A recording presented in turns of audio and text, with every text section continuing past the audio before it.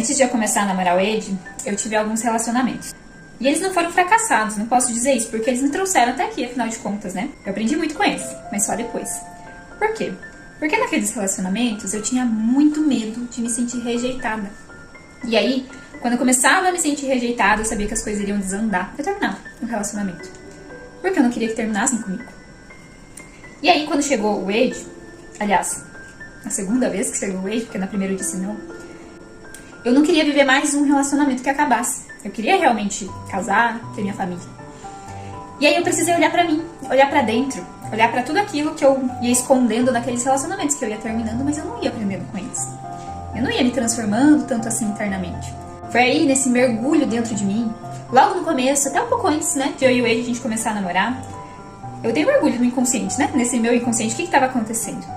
E aí eu comecei a entender os padrões que eu estava vivendo, os padrões inconscientes sobre os relacionamentos que eu estava vivendo.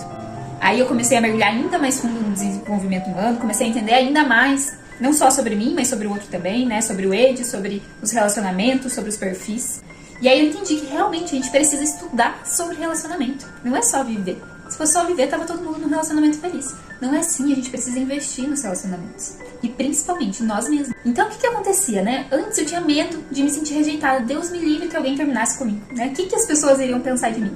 Eu me sentia insegura, eu buscava que o amor do outro compensasse o amor que eu não tinha por mim. Eu esperava que o outro fizesse ações que eu não fazia por mim. Eu me adaptava sempre à vibe do namorado, então eu sempre deixava isso me levar. Eu não sabia quem eu era, eu não sabia qual era a minha essência.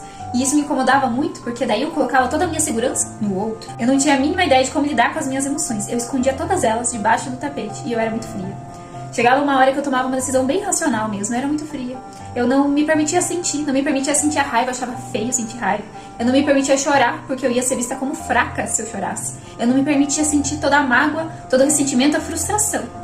Eu não me permitia, eu colocava tudo debaixo do tapete. E além disso, eu tinha umas expectativas lá em cima que se cumprissem nos relacionamentos, porque eu não estava cumprindo na minha vida pessoal, individual, digamos assim, e esperava que se cumprisse no relacionamento. E aí, quando isso não acontecia, porque a gente vai se relacionar com uma pessoa que está geralmente no nosso mesmo nível ali de frequência emocional, quando isso não acontecia, eu me frustrava e culpava o outro. Então eu precisei limpar tudo isso lá de dentro do meu inconsciente. Aí sim, eu e o Ed, a gente pôde ter um relacionamento. Tanto eu quanto ele, a gente fez esse trabalho de reprogramar as nossas crenças, nossas emoções, de olhar bem fundo lá dentro, entender como é que o outro se sentia amado, e fazemos isso até hoje, gente. Isso é importante, essas conversas a gente tem até hoje.